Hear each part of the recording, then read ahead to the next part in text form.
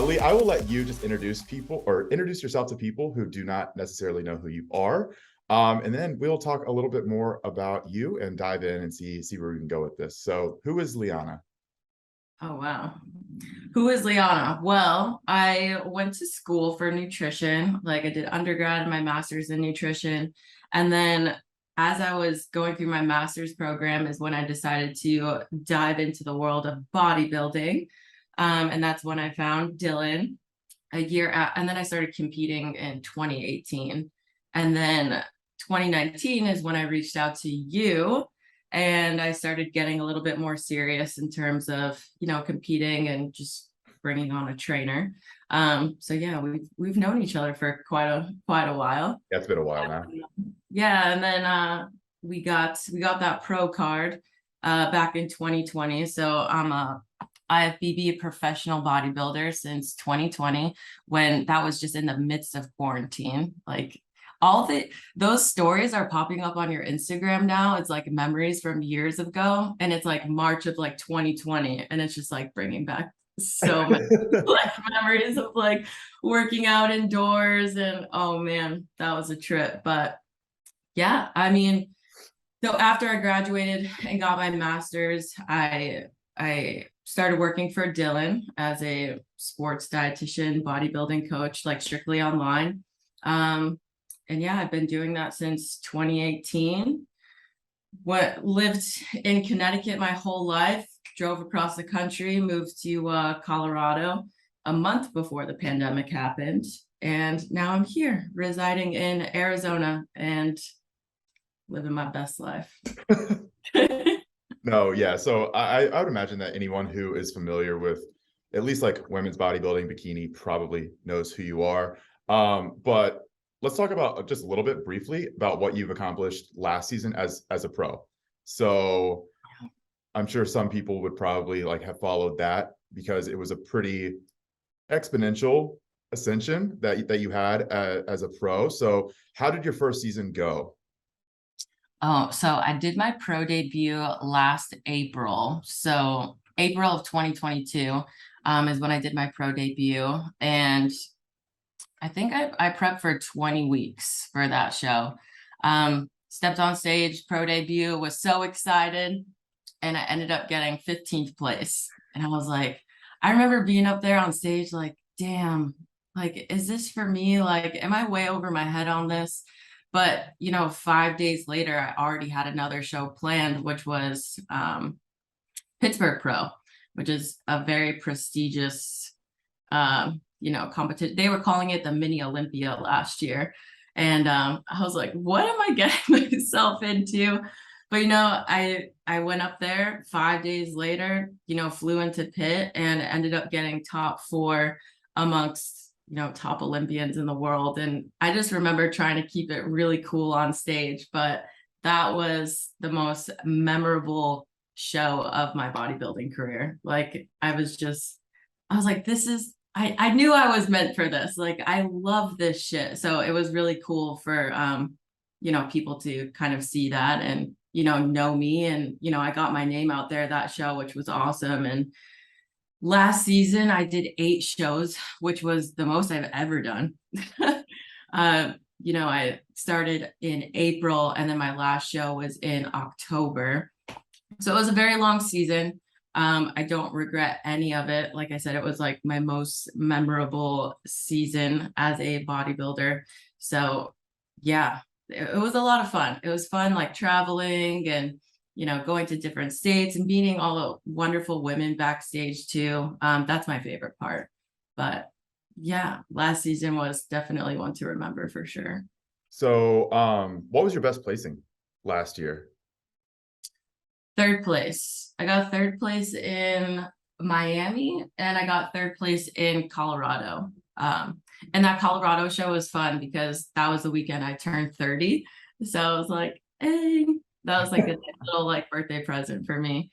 But yeah, getting 3rd place is cool too, because like then you get depending on the show, but you actually get paid for your placement. So that was like my first payout ever as a professional bodybuilder, which I thought was really cool too. No, yeah. And I mean, obviously, like that's kind of just that physical representation of like the success that you're having. So it's kind of Yeah. cool because, for people that are unfamiliar, whenever you do well in these professional shows, you get points, and those points get credited towards your ability to qualify for the Olympia, which is the most prestigious show in bodybuilding. But outside of that, like, you don't really get paid. I mean, I don't know if a lot of people understand this, but even though you are a professional, you're not making money every time you step on stage. And most people are losing a lot of money just to compete. And Liana competed 8 times last year. That's a lot of money that Liana had to spend out of pocket. It's not getting covered. And I'm sure a lot of people don't necessarily understand that. They probably think that like sponsorships cover it or this or that. But I mean, you can probably attest to this more than I can, but it's an expensive sport and you're not really getting those expenses comped. No. And, as a professional bodybuilder, I guess we can do so many shows is because we don't have to pay for our registration like an amateur and the NPC would, which is cool. But like you said, like those sponsorships are good, to an extent. Those suits, let alone, are like $600 to $800. But like having a sponsorship's cool with that, your heel sponsorship, your tanning sponsorship, like it does help, but it's like the flights, the hotels you have to think about. That's where stuff starts adding up. Yeah, for sure. And you said you competed 8 times, but you Mm. also said that the prep leading into the Orlando show, which was your first show, was 20 weeks. So in total, how long were you in a prep transition competing state? Because that's a very long time.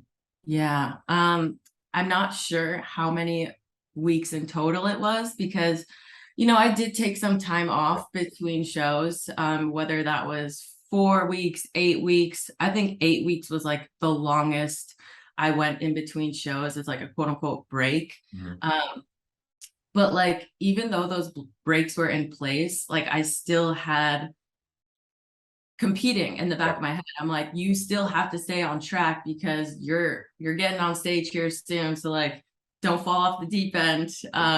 Keep keep your head on your shoulders. So I don't know how many weeks in total because I did take some time in between, but nonetheless, it was very long. When was the last show? Because I might even be able to give you an answer to this. Last show was the third weekend of October. So the weekend right before Halloween is when I ended it all. Yeah, so that would have meant that you would have basically been in prep for almost a year, or in some state of prep for almost a year. Yeah. Obviously, like you said, those 8 weeks, you're kind of transitioning, not really in like a really intense diet phase or anything like that, but it still mentally weighs on you. Like you can't separate that. Yeah. So that's obviously a lot. That's a lot to process. And especially as a pro too, because you're not just competing in regional shows, you travel to Europe Oh for yeah, one that of was those really shows. fun. Portugal. Yeah. Yeah. So it's obviously really taxing. It takes a lot out of you. And I'm sure that there are some people who probably think that pros are immune to the same issues and the same stressors that, people who are maybe amateur or just competing on like a local level might feel very acutely. Like, we've always talked about the issues with, food insecurities and, struggling with body image and struggling with binge eating and hormonal dysfunction, all of those things that come with this sport, which are not always very glamorous. And it's not really that talked about at like the pro level, at least from my experience, right? And maybe it's just because it is made to be a little bit more glamorous, but I know that for you, when we've talked about this pretty substantially at this point, it wasn't necessarily like the or at least I'm probably putting words in your mouth right now. It wasn't necessarily like the body image issues. It wasn't necessarily like the binge eating. It was more so just the burnout that you experienced. Like you just got to a point where you're like, I don't know if I want to continue doing this. Like, I don't know if I can convince myself to do it. So do you want to kind of talk about what you experienced after you finish up that first season? Yeah. And that was a very hard call for me to make just because, I, like you said, previously, it's not anymore now, but it was based on a point system. So depending on what place you got at said show, you basically were chasing points. And these points helped you get to basically the Super Bowl of bodybuilding, which is the Olympia. And I was very close. Like I was high on that list, right? And they took the top 3 from that list. So I was like, I'm so close. I'm going to keep going. And like, that was my mindset. I was like, you're close, like keep going, keep going. And it was hard for me to listen to what I wanted because of everybody else in my ear, like saying, keep going. Like a lot of people were rooting for me, cheering for me, which like that in and of itself was overwhelming in the best way. Just like to have that support from just strangers I didn't even know on the internet. But that ended up creeping up to me just because it's like all these people are relying on me. I can't let them down. So like that was my mindset, just like going into like each show, instead of like actually tuning into myself and like what I wanted. But like I said, like I don't regret last season whatsoever. I feel like it was a very, very big learning curve for me. And it helped me just like learn who I truly am and just kind of like loving myself again, if you will. But yeah, you don't realize it until after you come out of it. So right when I told myself, okay, that's it. Like I mentally can't keep going anymore. Like this is a lot. And I remember telling myself that on stage, my last show, I just like said in my head, I was like, this is it. Like you need a break. Like you're allowed to have a break. And when I gave myself permission, I literally started crying on stage. And I was like, oh my God, get it together, get it together. Like, don't be so emotional on stage. So I think that permission that I gave myself to kind of take a step back and focus on myself was what I needed this whole time. Like I was so hung up on getting advice and suggestions and direction from other people that I wasn't tuning into myself and figuring out like what I wanted to do moving forward. And when I finally, gave myself that permission, allowed myself, I was like I felt like I could breathe again. It was a huge weight lifted off my shoulders. But then the season ended and I was like, okay, now what? Like I felt very, very lost after that. And I was just trying to navigate around these like very heavy feelings of just being lost. And it wasn't lost in the sense of you should have kept going, because like I had that conversation in my head. I was like, what if though? What if like your main goal was to get to the O? Like what if? And I was like, enough with these what ifs. Like enough. Like I had the most memorable, second pro show of my life. Like I will hold that close to my heart forever. It's still the background of my phone. It's something that, I'm very, very proud of. So there was a lot of things to be proud of this season, which allowed me to take a step back and be like, the Olympia isn't going anywhere. It'll be there next year and the year after that. So just like chill right now, get your mindset right. And, when you're ready, you can dive back into it. But I wasn't going to dive back into it until I was mentally and emotionally stable enough to, go through another prep. Yeah. Because And that's taxing. yeah, and this might be kind of like an interesting question, but you got 15th in your first show, you got 4th in your second show. Like that's a massive improvement in placing, and that's not very common at the pro level. Usually you have to get rewarded for like frequency of competing, and where it's like you start out in like the last call out kind of like lower placing, and then over time like you get rewarded for just showing up and putting yourself out there and making more of a name for yourself. Like the ascension that you had was very, very quick by pretty much any standard.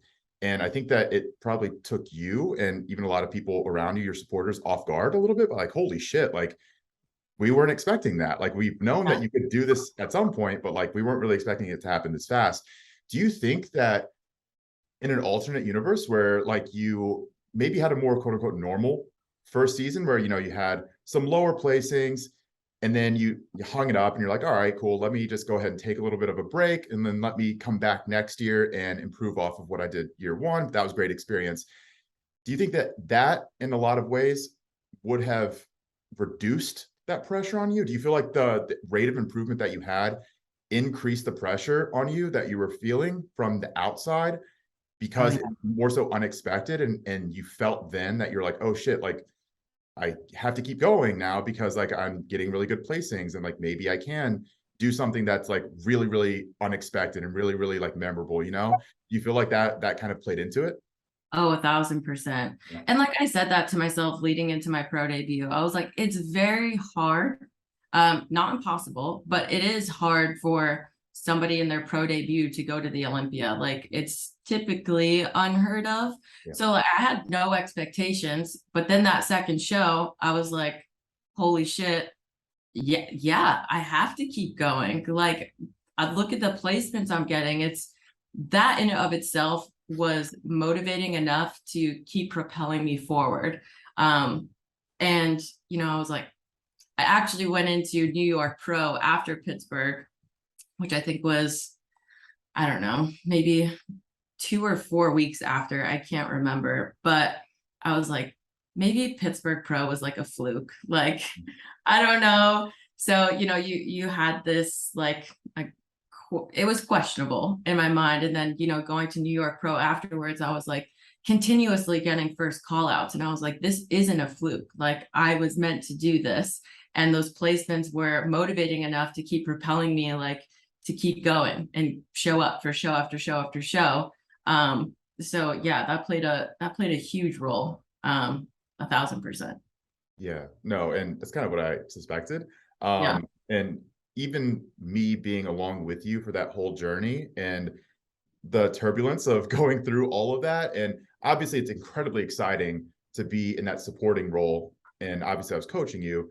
But also for me, I feel like I can be pretty level-headed in those situations where I can kind of try and act like the voice of reason at times, where I'm like, hey, maybe it's a good idea to pump the brakes. Maybe it's a good idea to listen to your body, to like look at the data that's being, put right in front of our face, that like, hey, like you're telling me all the time that you're run down, that you're tired, you're exhausted, your body's tired. But at the same time, I also understand like wanting to continue to go and continue to see like what you're capable of doing. But just again, fast forwarding to after you finish up that last show, you're in a rut. I mean, I think that's the best way to describe it, like the most simplistic way to describe it. How long did that last for? How long did you feel in this kind of like weird state of flux where you knew that you needed to stay on your diet, you knew that you needed to continue to train, but it was just like very, very, very hard to get yourself to want to do those things with the same motivation that you had before, during prep? Oh yeah. So basically when I ended my season, the emotions that arise, the most prevalent one was anger.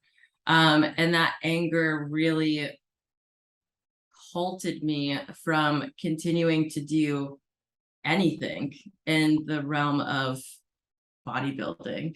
It was hard for me to stay on track with my macros. It was hard for me to get in the gym and consistently show up because I just like had this voice in my head that was like, you were in prep for a year, like you deserve to you know, not track, you deserve to not think about numbers, you deserve to take a break from the gym, which yes, that's prevalent to an extent, but that's what I was lacking. I was lacking that moderation. I was lacking that balance. So I think, getting off stage the week before Halloween, probably until Christmas is when I was like down bad.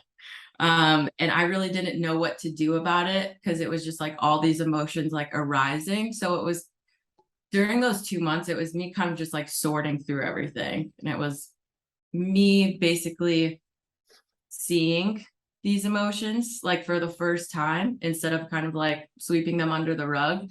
And so I guess like those 2 months were basically like awareness months for me. But also like no action was taken because it was just such an overwhelming feeling that I was just like, straight isolation mode. It wasn't until I left home for Christmas for a week where I was like, oh, like it feels good to be around my family. Like I'm a very big family girl. Like, so going home and like seeing my cousins, seeing my family, seeing my sisters, my parents, like that was everything I needed that I didn't know. And around that time, I was like, okay, like enough of this isolation stuff. Like go out there again. Like, you know, that those past 2 months, like that's not you. Like get out there again. Like I feel like you're ready. Like go out into the world and like start you know, getting back on track with your goals again, but just like trying to find this balance that I was like trying to grasp so hard. But I think all of January, it was like I went from straight isolation to saying yes to literally everything I can think of. Because, so again, like missing that in between. So I was just like, well, I said no for literally an entire year because I was in prep. Now I'm going to say yes to everything and just like going out and like I was hopping on a plane like every single weekend. And I was just like, yeah, I'll do this. I'll do this. And then I'm like, sis, like everything came crashing down on me. I think it was like the second week of February when I was like, you need to chill. Like, and then it was again that voice in my head saying like, you deserve it. You deserve it. You've been in prep for a year. Like, go have fun. Like, go be you. Go out. Like, you know, mingle, shake that ass. But I was just like, I need to find that balance again. So yeah, February was a whole month of just that action that I was looking for. Filling the That void. yeah, that finding that happy medium, that balance of you know, saying yes, but also respecting my boundaries enough to, you know, learn how to say no. Like no is the most powerful word in the dictionary that I got taught like at a very young age by my dad. So, you know, just reminding myself that it's okay to say no sometimes and just like honoring, you know, my boundaries. And then it wasn't until 3 weeks ago where I just had a complete mindset shift. So I think from before Halloween to about the beginning of March was a long journey that I'm finally coming out of and, you know, seeing that light again. And what do you think it was about, specifically 3 weeks ago that allowed you to get to the point now where you are feeling more like Liana? Like, was there anything specifically that you were doing, like practicing, like we talked about, like meditation, like breath work and things that just allow you to focus on you and allow you to kind of like recenter yourself? Was there anything specifically that you did with like work or just like a realization that you had that allowed you to get that point of just being like very, okay, I'm ready to do this. I'm ready to like get back on my shit again.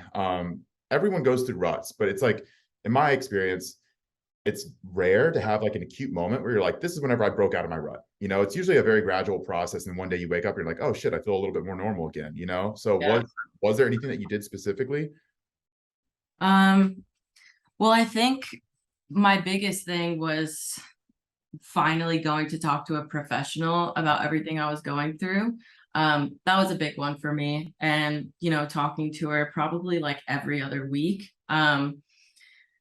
Just like sorting through stuff from like a non-biased, you know, outlook, because I do have like close friends that I'm able to open up with and be vulnerable with. And I thank them every day because I'm where I am today because of their, you know, tough love and just like amazing advice like throughout the months. But I think talking to a professional and to like that inconsistency I was talking about, that inconsistency led me to, you know, I've always had like low back pain. I mean, you know that first and foremost. But that inconsistency, not going to the gym, just exacerbated those symptoms. And I think too, it's crazy because I see a massage therapist also. And I remember in January when she was working on me. She was just like, I was like, I can't even walk, let alone pose. Like my season, my career is over. So that just like put me deeper into a rut. And she was like, sis, it's what you're experiencing right now is heavily correlated with your mindset. And at the time, I didn't, I took what she said like with a grain of salt. And I was like, I don't know how much of that is true. I know my inconsistency of not going into the gym, like that makes sense to me. But it wasn't until, I saw so I also see a chiropractor frequently. And he was able to adjust my back just right where I felt that pop, I felt that release. And in that moment, like now I feel like I'm living in an entirely different body, like in the best way. Like you don't realize how debilitating injury is, especially to your emotional and mental state until, you're all of a sudden better. And it was crazy because I remember he adjusted me. I was like laying flat he was like, okay, now like lay on your back, like flat on his table. And tears were brought to my eyes, like in the best way, like happy tears, because I was finally able to just like lay flat, like without any pain. And my mindset just like, I don't know, it went from just foggy to just this straight clarity. Like I was able to just like think straight again, like think clearly, and my mood in turn like elevated. So I know that you're like, yeah, it's like a gradual process, but like for me, I can pinpoint that exact time because it was the timing that my chiropractor adjusted my back. And then from there, I was able to kind of just like Yeah. evolve like mentally from there. So it was incredible. Yeah, it's crazy how the physical can affect the mental and vice versa too. You said your massage therapist is like, hey, like you're feeling like this because where your headspace is, like your headspace is affecting how you're physically feeling. And then on the other end of that, like you get adjusted physically, you feel better, and then all of a sudden, like that cloud starts to go away mentally, and you start to just have an improved outlook on life. And then something that simple can actually put you into a better headspace. It can actually like pull you out of a rut, which it seems like almost so inconsequential. Like it's just such a small thing, but also whenever you're struggling, like small things become big things, Mm. and that's something I don't think a lot of people really put as much stock into. Relative problems are still problems, even though like your problem might seem small to someone else or your solution might seem small to someone else. It's like in the moment, they all feel very big. Everything feels like a huge problem or a huge solution. So no, obviously that's been great. And I like even just talking to you and communicating with you, like I've been able to see that in the past few weeks that you just are in such a better place. And it's really, really good to see you like that. Because obviously I prefer that, Liana, but I'll do. but yeah, like before we started this recording, we talked a little bit about like what the future holds in terms of like season 2 for Liana competing. But I don't really want to talk about season 2. I mostly want to talk about like you figuring out how you were ready or when you knew that you were ready to even begin thinking about your next season of competing. Yeah. And like before you were saying, hey, like I don't even know if I'm ever going to compete again because this back pain is so debilitating. Like, am I ever going to be able to do what I love? And before we were talking, we're actually kind of planning, all right, what does the next prep look like? When are we starting this next prep? And you're in that space now where you can even think and talk about those things. So that's clearly a big issue, right? Is understanding when you're even ready to start thinking about competing, start thinking about prep. So like you compete, you're a bodybuilder, you're an athlete, but you also coach a lot of competitors as well. Like that's your active job. So removing your competitor hat for a second, putting on your coach one, whenever you're talking to your own athletes, your own clients, what are a few things that you really like look for before you are clear and confident that someone is mentally and psychologically in a good place to begin a prep and begin thinking about jumping into a bodybuilding show? I think a big one is I'm a very good reader of people. Like even though I'm not talking to if I'm not even though I'm not talking to you, or I'm not like in the same vicinity of you, like I can very much read just like from email, like where somebody's headspace is at in terms of especially themselves. Like I mean, if you're a client of mine, you know that I do not tolerate negative self-talk whatsoever. That is the most degrading thing that somebody can do, or just like put onto themselves. And I can see that clearly because I've been there. And that's why I love journaling, because I actually went back and read some of my old journals back in like, I don't know, 2017, 2018. And the way I used to talk to myself was disgusting. I was like, oh my God, like I'm sitting here telling my clients like, hell no, like don't tolerate that shit. And it's because I used to do that, the same exact shit to myself. So like if there's any indication of negative self-talk, or just like calling themselves names, or I don't know, it's very like, do you think that negative self-talk is going to be fixed when you're shredded, preparing for a bodybuilding show? No, it's just going to exacerbate those symptoms. So like that's a big one for me, like making sure the client loves themselves, whatever stage they are in their journey. Like that's so important. That's a big one for me, in terms of just like mental state. That's a big one. Yeah. And So well, I don't mean to cut you off on that, but like I wanted to add something, but with a lot of people, I feel like wanting to compete, especially whenever they're in this world already, they're already kind of like living in this space. Maybe they hired you specifically because they've seen you competing and they love how you look, they love like your presence, and they love you. And it really, it ingrains this like almost like infallibility within the sport, where it's like it's only like very happy, it's only very glamorized, it's only like what you see. And a lot of people I've found think that competing or jumping into a prep is going to alleviate their self-doubt, alleviate their self-consciousness, alleviate their body image issues, because they think that the issues that they have are a product of where they are currently physique wise, and that if they just look better, in quote unquote look better, for a show, that all of those issues will go away. Or they think that competing will pull them out of a rut. So I've had a lot of people say, hey, like, I'm struggling here. Like I have this personal life problem here. Like I'm struggling to stick to my macros. Like I can't find consistency in the gym. I think I'm going to start a prep because that will motivate me to do those things.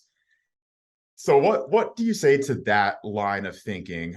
Probably can understand or guess what you're going to say, but do you have that come to you a lot? And what is your kind of first response to someone who says those types of things? Yes, I've had that definitely brought to me. And that's why like when somebody signs on with me or I start working with somebody, we don't jump right into a prep. Like I want to get to know one another, right? I want to build that trust, build that communication with one another.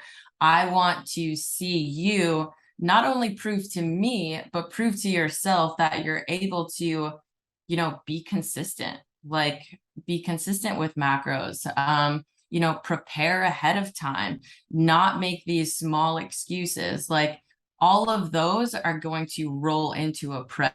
Like the time that we're spending together before we actually initiate a competition prep cut is what I'm analyzing. And you have no idea. I'm not just analyzing numbers. I'm analyzing like how you navigate through your week. Like something happened. Like not every single day is going to be sunshine and rainbows. It's how you navigate through those hard days, those tons of ebbs and flows. Like how are you navigating through that? And that's going to show me how you can show up for yourself in prep when, and a situation like that arises. So, yeah, I make sure I'm analyzing that before actually initiating a competition prep cut with somebody, because it's like, there's so many other goals that we can work on with one another.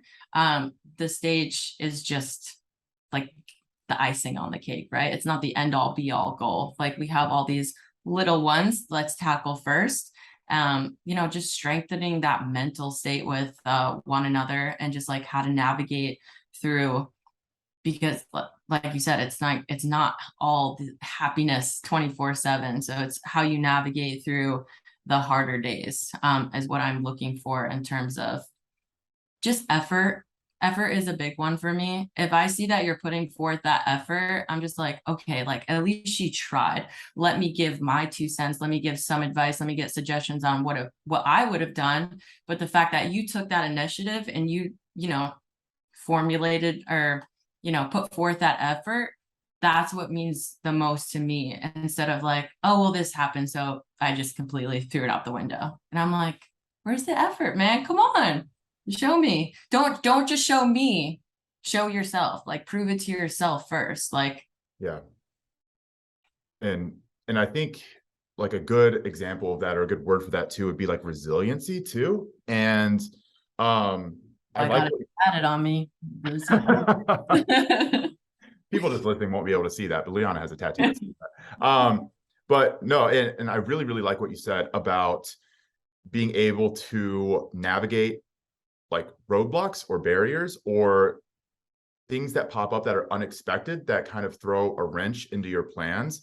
You really can see this whenever people freak the fuck out over something unplanned happening during their day. And Yeah. it sends them into this negative spiral. And you're like, okay, you're clearly hanging on by a thread here. Me putting you into a prep is probably not going to help that headspace. But whenever you have someone who's like, oh yeah, like, my gym was closed this day, and like I just had this thing pop up during, my work day that I had to jump out for, so I didn't have time to eat lunch. And maybe I had to go out to dinner with my friends and family and I kind of ate off track. But if they're like very nonchalant about it, they're clearly like, next day I jumped back into my plan, I got right back on track, wasn't a big day, didn't freak out about the scale. Like those, like that mindset, and people that can navigate that way are going to be so much more successful during prep and after a prep.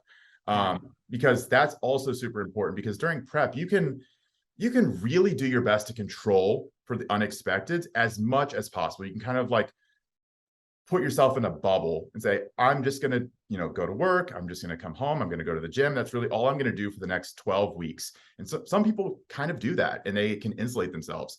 But then whenever shit inevitably starts to happen, they don't know how to navigate those things because they have always been holding on by a thread. And that's, for me, just one of those things that I really try to pay attention to with a lot of my clients. And it sounds very much like you're paying attention to like the qualitative feedback that you're getting as well. Rather than just looking at the numbers, just looking at the scale, just looking at like, are you hitting your macros? Because that probably tells less than like half of the total story, right? For sure. So getting back onto like the Liana train here, I am very curious to kind of hear your take on a few things, just in terms of like stress management and like staying a little bit grounded whenever you have a lot going on around you. Because like you're someone who's kind of, I don't want to say like a public figure, that sounds a little bit extreme, but like you definitely have attention on you, right? Like the position that you're in, you have a lot of people who look up to you as well. And that's a pressured position to be in a lot of times. So like, how do you actually stay grounded? Like, how do you not allow both like the crazy amount of love and compliments that you get from people who adore you, but also people who kind of like to talk shit, people who are trolls, people who inevitably will say things that are hurtful just because they're dickheads? Like, how do you find that middle ground? How do you stay there? And like, what kind of strategies do you tend to use, or have you been using more recently, to allow you to do that? So basically, like trying to figure out ways to like mediate like stress in my life. Yeah. So yeah, grounding is a big one for me. That was something that I knew I needed to work on. I was never good at it. Yeah. A big like living in the presence type thing, just like making sure you're grounded. And that's something that I've been working on. So a few things that I guess kind of helped me there. I think organization, like first and foremost, is like key in terms of not getting very overwhelmed with everything that, you know, is on my plate. So just like making sure I stay organized and like structured in that sense, but also not like filling my day with like a million things I have to do, whether that's creating content for one sponsor and then taking pictures for another, but like have to go to the gym, have to go grocery shopping. Oh, I have to do this for my accountant, but I also need to like just like little things. And it's like, oh, well, if I can't do, don't pack your day, because that in turn is just going to be overwhelming, looking at your calendar and being like, shit, got a lot of shit to do today. But just like staying organized in that sense has like very, very much helped me. Being in a routine again has helped me as well. Just because like I said, like I like fell off like the tracking game. I fell off the training game. And two, like I moved 4 times last year. Like I was forever bouncing from, you know, Boulder to Denver Airbnb to like my friend's basement and then finally to Arizona. And it's just like it was very hard for me to find that structure, and to just like I didn't feel grounded because I didn't have a quote unquote home, or because like your home is like your safe space, right? You come back to your house like after a long day and it's just like it's my safe space to just kind of like unwind and relax. Like I didn't have that for months at a time. So trying to find my footing, trying to ground myself was very hard for me. So like, what could I do during those times? A big one was like creating like a nighttime routine for myself. And I don't want you to get confused with routine and also distracting yourself. Like I'm still very much like in the moment of like what's going on around me. But that a nighttime routine helps me kind of unwind at the end of the day, and just because I wasn't taking care of myself. So like that allowed me to take care of myself. And it could be something as simple as washing your face, you know, drawing a bath. Like the fact that I live in Arizona now, I'm hyped because I finally have a bathtub that I could soak in. Like I didn't have that for years. So that was a big one for me. That was like something like exciting, like a little treat. But yeah, just creating that schedule, even though you didn't have like a home base that felt like was yours, was very important to me, to just kind of find structure in the instability. Yeah.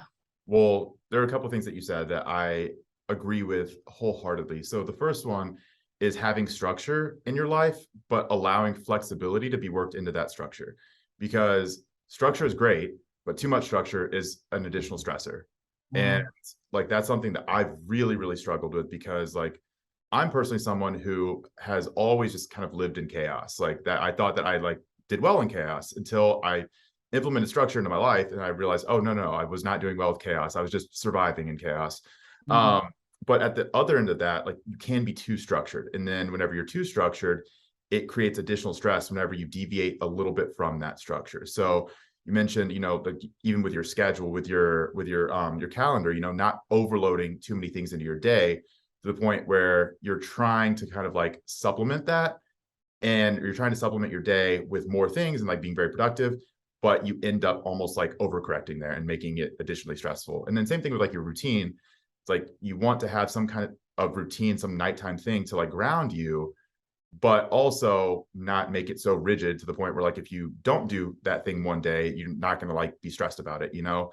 And that's something I think is really important. But even just like the self-love part, the self-care part, like that is so fucking important. And that's something that like, you know, personally I've really struggled with over the years, is like whenever I am struggling, whenever I am stressing, allowing myself to still show myself those like small instances of like, hey, like you're good, like we still care about each other, like me to me, right? Like I still care about me. Even if it's something very simple like a nighttime routine, just showing yourself that love, drawing a bath, you know, taking care of yourself. Like that's so, again, seemingly small, but it creates such a large impact in how you see yourself, but also like how you see the world. And for me, like one of those big things has always been just like reminding myself to breathe. So whether that's like first thing in the morning, just like 10 minutes of just closed eyes meditating, or whether that's like midday where I feel very stressed and I just close all of my shit, I turn off the lights and I just like breathe for like 5 minutes. Again, for people who have maybe not done those types of things consistently, it kind of sounds silly, right? But you don't realize like how much that can actually like improve how you're feeling during the day, especially whenever you're very stressed. So yeah, I just kind of wanted to add that because I think it's important that everyone has their thing, like their thing that keeps them grounded, their thing that like reminds them that they love themselves, because it's really easy to like, especially whenever you're struggling and in a rut, to get really, really down on yourself and feel like you have to almost earn that self-love, rather than no, like that's how you jumpstart this thing, is by giving yourself that love that you need, rather than being like, oh, I have to earn the right to do these things. I have to go to the gym if I want to show myself love during, like, to draw a bath, right? It's not how it works. Most people get that shit backwards. I think that's why it's really, really challenging for a lot of people to pull themselves out of difficult times. But no, I didn't mean to jump off on that tangent, but like I said, I just wanted to like reiterate what you were saying, because I think it's really important that people understand exactly what you are saying. Yeah, dude, breath work is, many people don't know, like the only thing you need is your breath, like especially during like trying times. And honestly, the past 2 months, what I've been doing is I have an app on my phone that does guided meditations at night. So in the past, what I've liked doing is, I'm one that cannot sleep in silence. Like I need white noise. So I've always slept with like a white noise app, whether that's listening to the sound of the rain or crashing waves at an ocean, whatever. But I've never tried guided meditation. And I was like, let me try this out. I'm hooked. I've been doing it for the past 2 months, and that is a non-negotiable for me at the end of the night. Like that is the one thing that brings me so much calmness, just from all the turmoil. So it just brings a lot of calmness, especially at the end of the day as we're trying to unwind, trying to go to sleep, because sleep is huge, right? So just and these guided meditations are like what, 30 minutes. I never make it to the end, ever. I'm always passing out and I'm waking up and I'm like, holy shit, like that was amazing. Yeah. But yeah, they really have you focus on that breath, and like even during the day too, when you're just like going through it, just like being able to kind of like take a step back and being just like closing your eyes and just like feeling the air just like fill your chest. And it's definitely therapeutic for sure. Also, these stress balls that I've gotten from Amazon. Look at you. I'm always playing with this stupid fucking thing. It's like Yeah. hick. I didn't know that I needed these stress balls in my life, and now just whenever I'm like doing check-ins, I'm just like, Yep. it's great. And it, I kind of just want to stick on the breathwork thing here for Yeah. just a second. For me, like I'm someone who's very like empirical. Like I need evidence to basically back up anything. And it's been somewhat detrimental because there are a lot of things I immediately write off because there's not like enough empirical evidence to back it up, right? And a lot of like the breathwork stuff for a long time, I was like, dude, give me a fucking break. Like it's not going to help, right? And then I had a couple of instances that really reminded me like how little control I have over my thoughts at any given moment, right? And I was like, okay, like that's 100% a source of a ton of stress for me, is the fact that I can't just slow my brain down. I can't slow my thoughts down. So I started doing these like guided meditations in the morning, and they're 10 minutes. And I realized like I could not make it through 10 minutes. Like I was so fidgety and antsy. Like I could not just lay there and breathe for 10 minutes. And that was a big wake up call because I was like, holy shit, like that's not normal. Like it's not normal for people to be like that anxious. So I finally got to the point where like I could lay there and get the whole 10 minutes and breathe. And then like the next thing was, all right, I just want to be able to focus only on my breath for the 10 minutes and not just have like these crazy wandering thoughts. And that's so fucking hard. Like it's so hard to rein in your monkey mind. And I like it wasn't even necessarily like the therapeutic benefits that I got from like 10 minutes of breath work. it was just the realization as to like how fucked up my head was at any given moment and how distracted I was and Mm. how many things like I had uncontrollably going on at the same time. And I was like, no wonder I'm fucking stressed, man. Like, no wonder I can't sleep. No wonder like I am always distracted and can't get anything done because my brain is like pinging all over the place. But I found that just 10 minutes in the morning, whenever I wake up, like just starting my day like that, it's like an immediate win. So that's Mm. something that I can like ingrain as a habit. Like I did this today, that is already starting my day off well. It's something again like that self-love thing where it's just like showing up for yourself, doing that because you know that it's good for you and you know that like you're going to benefit from it on the other side. But then also it's like a nice way to start off my work day. Like I can do that like guided meditation and go into work. And it's like I don't feel like I'm thinking about a million things at once. Like I feel very streamlined. Like I can focus on one thought at a time and I'm not just like pouring stress, right? And like that has been something that's been super helpful for me that again, maybe a few years ago I would have immediately written that off as like kind of, bullshit or like just like all right, like whatever. There's no evidence for this so like that it's actually effective. But then I tried it and I was like, you know what? I'm a fucking idiot. I should have been doing this all along.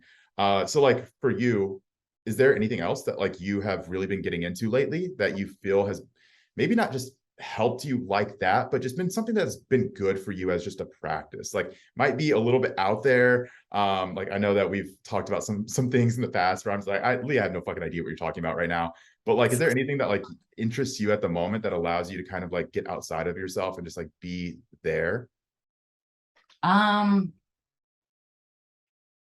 yeah, I feel like a couple things. So when I moved here, I have a balcony right now. So I used to be the type of person that would roll out of bed and sit right here on my desk, Yep. start working. Because if I did not start working right away, that anxiety would just build and build and build. I started waiting to jump into work when I lived in Colorado, but like it was never like an everyday like routine for me. So when I got here in Arizona, I like made it a point to just like sit outside and like, yes, like I'm very fortunate that Arizona has nice weather year round, so I am able to do that. So just like sitting out there on my balcony, whether I'm journaling, whether I'm reading, whether I'm FaceTiming my mom, maybe, just giving time for myself before jumping into work has really allowed me to push past like that anxiety. And it's like, dude, why are you so anxious? Like you always get shit done, but like have some time for yourself first. Like you'll get it done. Like you always do, but just chill, like have some time to wake up in the morning. Like you're not going to be thinking sharply right when you roll out of bed. Like have some time to sip some coffee, brush your hair, maybe. I don't know, just an example. But yeah, that's like my morning routine is just like I give myself that hour before actually jumping into work. And that's very much helped me. So yeah. So what structure do you use for journaling, or do you use any structure for journaling, or is it just purely like brain vomit? Like I know some people like to have specific ways that they do journal, whether it's like affirmations, whether it's like, hey, like what do I want to accomplish today, like those types of things, or is yours just purely like I'm gonna get whatever out I'm thinking about and just go? So I typically journal at night. That's Yeah. when I feel the most compelled Mhm. to write. And it's never structured. It's kind of just like whatever's on my mind. And that's why I don't force it. Like before I Yeah. used to be like, you are journaling in the morning and you are journaling right before bed. And it's like, now it's a chore. Like now I don't want to do it. So Yep. just like whenever I feel compelled to do it, I will. And that's mainly at night. So I'll give you an example. On Monday, I was journaling because Monday was spring equinox, right? So like the first day of spring, and like I'm very much into kind of like all of that. I don't even know what you would call it, Astrology. but yeah, and it was just the spring equinox brought meaning to, finding the balance between light and dark. So for my journal entry, if you want to call it, like I went off with that theme. And, you know, that's how I structured my journaling like that day. So mainly like I'll go off of like astrology things when it comes to like journaling, or maybe something happened in my life and I'm just like, that didn't sit well with me. Why did that make me feel like this? And instead of just, you know, pushing those emotions away, it's very important to like sit with those heavy emotions. And, you know, you process that through your words, you process that through journaling. And everyone's like, well, I don't know what I'm supposed to write about.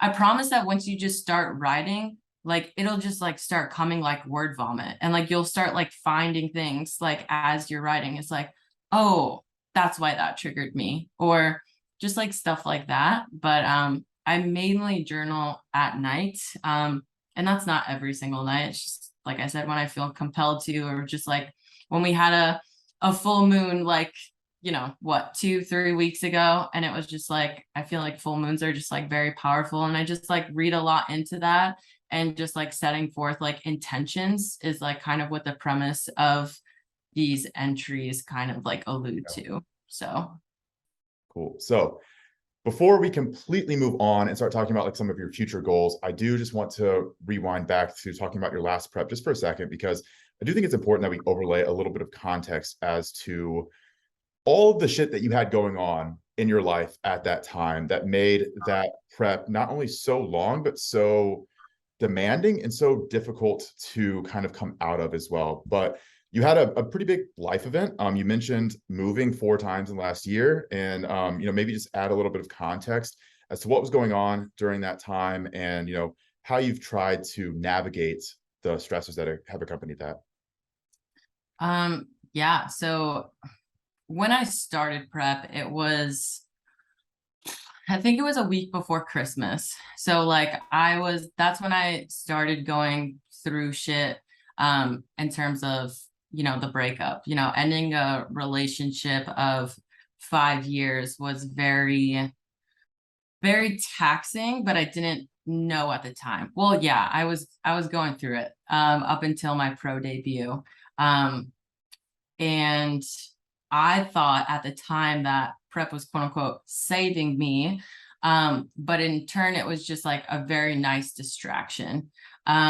Because I was like, damn, like, and it's crazy too. I don't know if you remember this, but I remember being the same exact weight for like 12 weeks, like 10 to 12 weeks. I was the same exact weight, no matter how much food we were cutting, how high my cardio was. But it was that internal stress that was making me hold on to that weight that like I had no idea. I mean, I did have an idea, but like I didn't know how to kind of let go. So like it was very hard for me to navigate just because it was so new.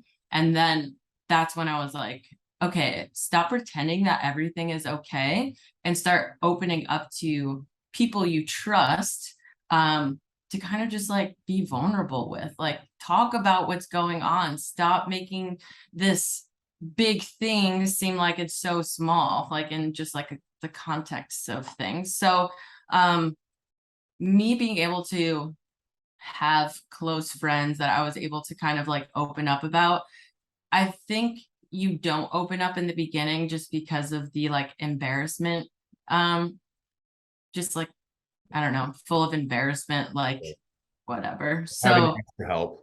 yeah, and it was just like, I want everybody to know that like I have it together. So if I open up about this, it's kind of like, damn, like she needs to work on her shit. But like so thankful that I was able to kind of put my pride aside and just like open up to friends, close friends about the situation, and just have them put a different perspective and outlook on stuff for me, because I was just going back and forth in my head, like questioning things over and over and over again. But like just having that insight and like fresh pair of eyes, and it's like, no, this is what's actually going on. But then you're over here like, no, this can't be what's going on, because like you're just like so blinded by love. Well, you think it's love at the time, when it's really just, there's a difference between love and obsession, Yeah. right? And like I just didn't know the two at the time, I guess. Like you don't notice because like they're putting you up on like this high pedestal, but it's like love is not agreeing with everything that you say. Like love is like challenging. Like, and I think that's what I'm looking for. Like moving forward, it's like you know what you're looking for now. And it's like I want somebody to challenge me. I don't want somebody to just like agree with me. But being able to kind of see it from a different light, a different perspective, like helped me, finally stand up for myself and, uh just like speak what was like truly on my heart, like without, because like when you stay true to yourself, I feel like that's the most empowering thing, is like speaking your truth, speaking your honesty, instead of just kind of like going with it and seeing like how it's gonna turn out. It's like, no, take a stand, like speak up. And that was like a very empowering moment for me, is when I finally just kind of like put my foot down and I was like, no, like I'm gonna take care of myself. I'm gonna listen to myself, and like this is what I'm gonna do.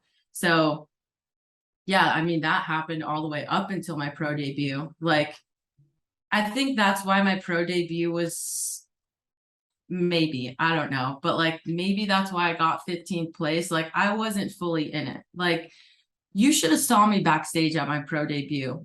I was a mess. Like, I was late.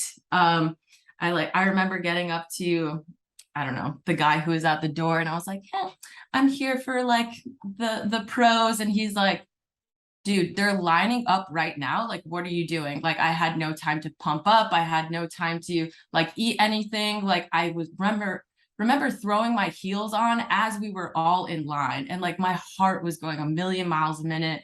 I was like, this is so chaotic. Like, I was just like not there whatsoever. And I feel like after my pro debut is kind of like when I finally took a stand for myself and I like let everything go. And I had a very profound release right before Pittsburgh Pro. And I think that's why that show is like so memorable for me, is because when I was like finally able to kind of take a stand and like what I wanted, every like negative thing I could think of, heavy thing I could think of, just like released out of me. Like, I remember crying in my hotel room for like an hour straight. Like, I couldn't stop, but it was like so therapeutic. And I was just like, felt like I was just releasing everything. And then the next day I stepped on stage and I swear I felt like an entirely new person. And I think that's the reason why I got 4th place. Like, I just was stepping into my truth. Like this is Liana. Like, Yeah. this is you. Um, so yeah, that was very profound for me. But I think my biggest thing was allowing myself to put pride aside to open up to the people I trusted, in terms of just kind of like helping me navigate through what I'm, because I never went through this before. Like, I don't know what I'm looking for. I don't know what's right, what's wrong. So just like having that advice and like support from my close friends, like I'll thank them until the day I die. So Yeah, and I know that we talked about it earlier whenever we were talking about like using prep as a way to kind of like answer questions for you, and how trying to leverage prep as a distraction is not solving or fixing problems. It's just pushing them down the road. And your body was even fighting you during that time, right? Like, obviously you weren't planning on syncing up prep when trying to deal with a breakup. Like, that's not the best way to go about it. But it is really easy too, because bodybuilding and prep are so kind of selfish in a lot of ways, right? Like, you really focus on you. And especially if you're going through something very profound in your personal life, that can be kind of an escape in a lot of ways. And you can do that in a way that kind of helps you forget a lot of the other shit that you're dealing with, because you're like, well, I need to wake up and do my cardio, I need to go to the gym, I need to get all my food ready, I need to get to sleep, I need to do all this and that. And it can be a distraction, but it's not solving the problem. You kind of experience that as you were going through it, where you were just pushing it further and further and further down, but it wasn't going anywhere. It was still weighing on you. And then Yeah. eventually you had to get to a point where you addressed it and you kind of sought that relief and that release, and you were able to move on from that. And obviously, like, this is something that you've had to deal with like pretty repeatedly throughout the last like year or so. Like it never really went away, but you got to a point where you were like comfortable in your spot where you were comfortable, like, you know, being more independent and doing things for yourself and making decisions for yourself. And I know that there are a lot of people who have had to dissolve long-term relationships for whatever reason. And you know, you were living with your ex-partner, like you guys had a life that you had built together, and that's really fucking stressful and challenging to do. It's very hard to move on from that. But it also takes like a lot of courage to be able to admit whenever something isn't right for you and you're like, I need something different, like I deserve something different. So like, what do you feel in that scenario like actually allowed you to firmly be able to move on and be like, all right, now I'm just going to be Liana. Like, I'm going to be a new version of Liana. Do you feel like it was, you know, something that you continuously worked on? Like, let's just say, as an example, like, you know, journaling, just like continuing to do that, and then eventually you just got to a point where you felt comfortable in the space that you were in. Or like, you know, you mentioned friendships, being able to lean into people that you really trusted. Like, was that kind of like that profound difference maker in being able to move on from something that in a lot of ways is like a life altering event, you know? Yeah. And it's true because, you know, we moved from Connecticut, like we drove across country and just like lived in Colorado, not knowing a single soul. So like that was a pretty big move. And I think it took, I know I'm bringing this up again, but anger. Like it took me to get angry to finally stick up for myself, and angry in the sense of not just angry about like the situation and what was going on, but just angry at myself for just being so naive. So again, like that negative self-talk came up, and like I said, I like went back and like that's why I love journaling. You can like go back and reflect and yeah, like see how far you've come, but experiencing what you experience in those moments, like yeah, I was angry, but that's the emotion that allowed me to finally stick up for myself. So like you said, like it never went away. Like yeah, I had that huge release right before Pittsburgh Pro, but like stuff kept coming up, so it was just like kept pushing it. I didn't know I was pushing it down in like as I was going through it. It's like I just got fourth place, like I'm on riding this high right now, like so motivated to keep going, that you forget all about those like really heavy emotions because you suppress them for so long. And it wasn't until I got out of prep that like that anger came back again, and I was like, damn, like this is not you. And like I knew it wasn't me. So I think like being aware of knowing that that's truly not who I am, and like doing anything and everything in my power to, you know,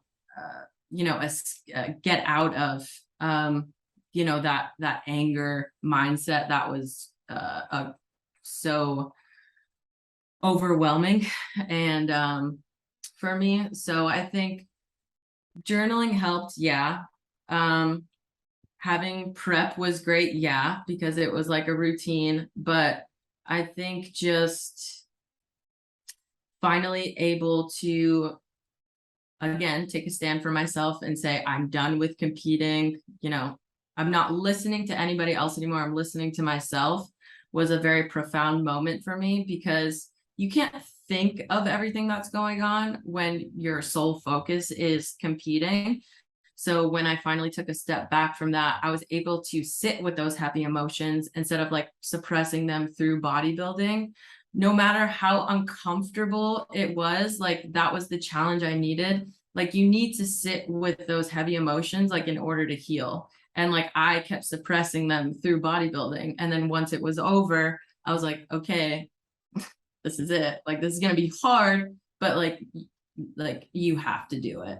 So just like being able to like be still and be present and just like really sit with everything instead of kind of like being like, "Ah, it wasn't a big deal. Like he was a loser anyway, like move the fuck on." And it's like, no, what you went through was pretty profound. Like you should probably sit with that and just like make it a big deal because it was a big deal. Like don't belittle those profound emotions. And that's what I was doing. So being able to, you know, take a step back from bodybuilding and like sit with all of that heaviness really helped me kind of like, no, it didn't take, like it took me up until now, right, from October till March to kind of figure it out. And there was like just like different things that just kept popping up, and it was just like, oh, okay, just like figuring out how to navigate through them, but also to kind of just like believing in yourself. And that was something that like wasn't there for me from the get. So telling yourself that you love yourself, I think, is one of the most powerful things. Like I feel like when you love yourself, everything is just, it starts falling into place again. So but you have to believe it, right? Yeah. It's not like I love myself. No, like why do you love yourself?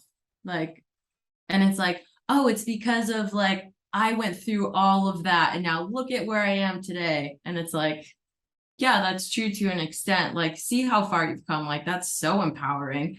But I feel like you know, just like sitting with those heavy emotions is what's kind of helped me get back to this new and improved Lee that I was just like so dying to kind of like the rebirth is cool. So I'm here for it.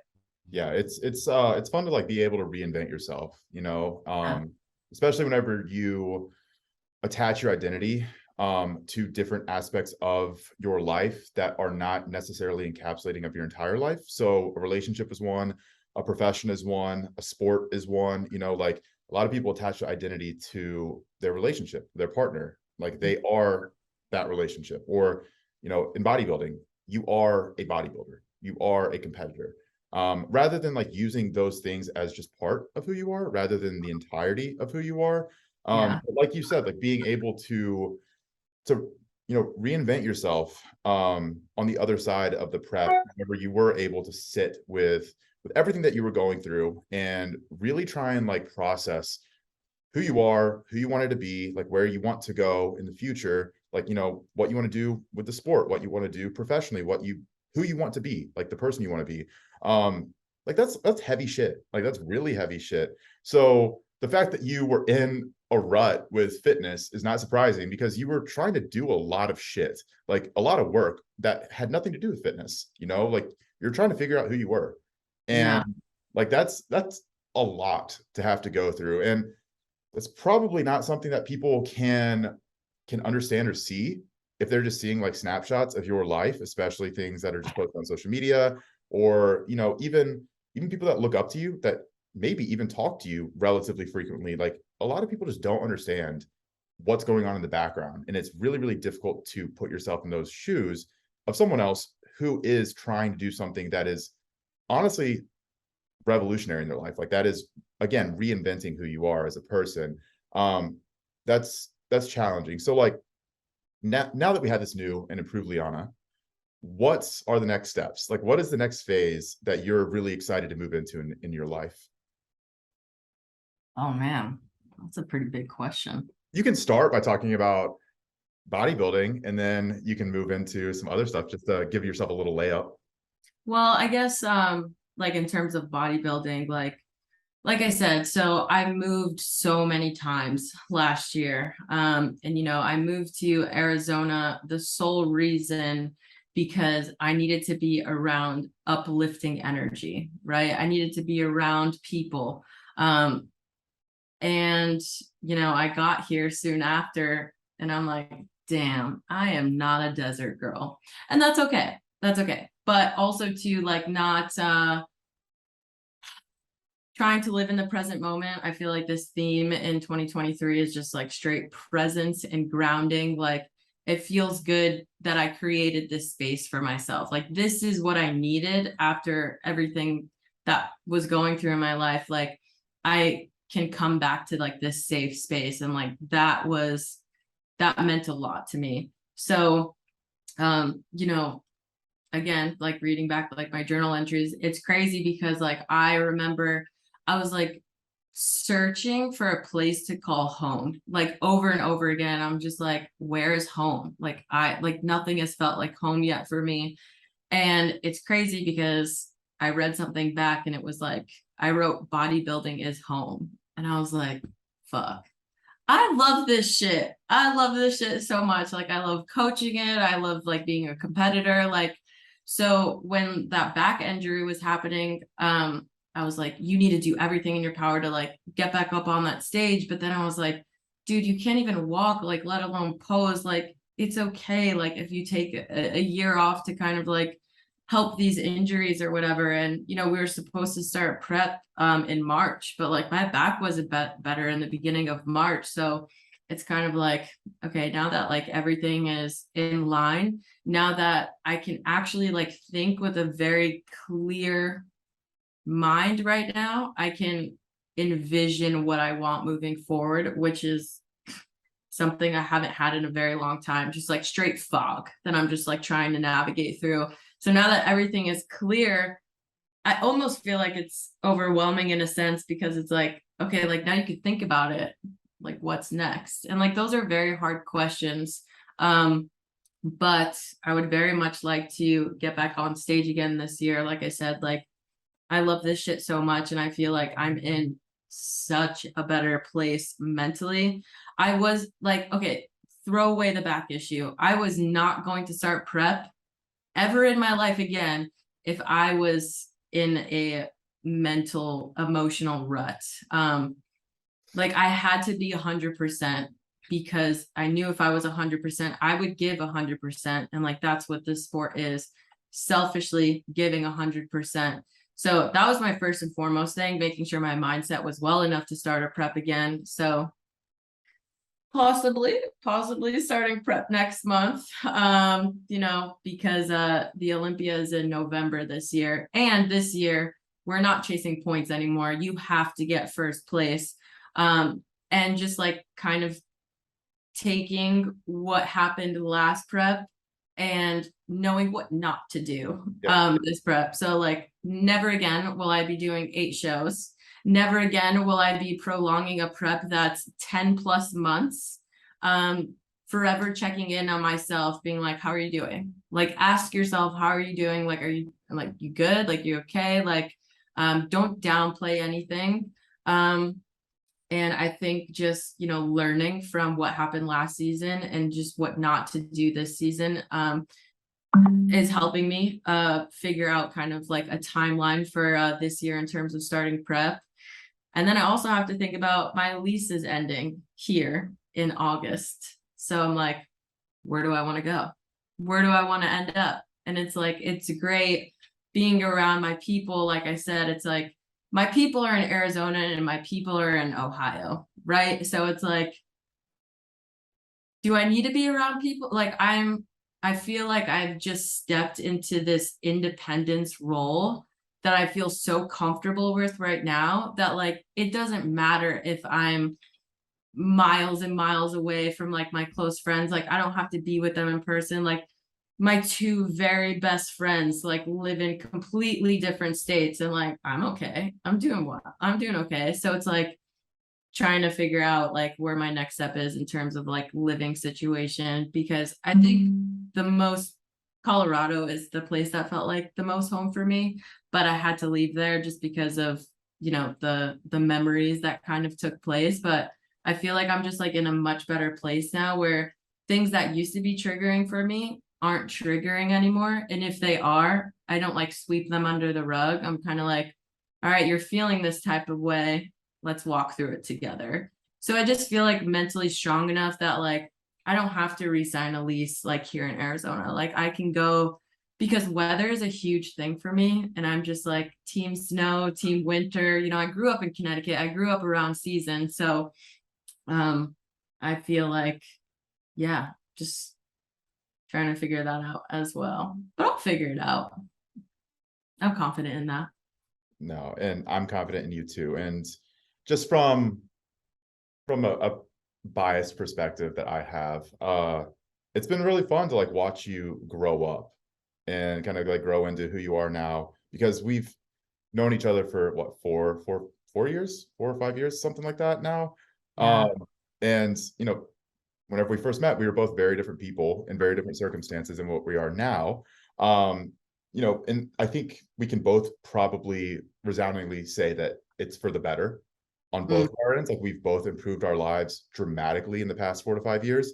So yeah, I mean, I love the fact that like I'm able to be a part of your journey, and it's been incredibly fun and privileged to be able to help you along and help you turn pro and help you continue to roll through like your IFBB career, and hopefully like we can continue to do it for a really long time and get on the Olympia stage and fucking win the Olympia one day. That would be amazing. Oh So, yeah.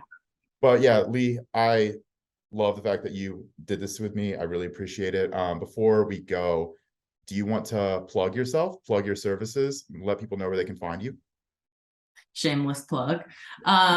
Yeah, so I mean, I'm mainly on Instagram, which is just Liana Gianna _ IFBB Pro. I'm trying to work my way into the TikTok world as well. Which is fun. Like I get to be like a little creative there, which is exciting. So that's just Liana Gianna on TikTok. But I have a YouTube. I need to get back into that. But like I said, I think that your mindset like helps you be creative in terms of like the content world. Like when I was going through that shit, like I didn't want to post anything. But like now that I'm like in a much better, mindset, like that creativity just like shines. And I like can't wait to get back to like content creating, but mainly just Instagram and TikTok for right now. Oh, and then I don't know if you want to email me for coaching services. It's just my first name, Liana, at BairAesthetics.com. Beautiful. I was going to plug that last one for you if you forgot it. So I'm glad that you remembered. But no, that's all I wanted to touch on today, Lee. I really appreciate it. Yeah. We'll have to do this again at some point. Yeah, that was so fun. I appreciate you asking me to do this and just like so chill, and it was a good time. So I appreciate it. Of course. All right, girl. We will talk later. Thank you for everyone who is listening. And yeah, bye, Lee. Bye.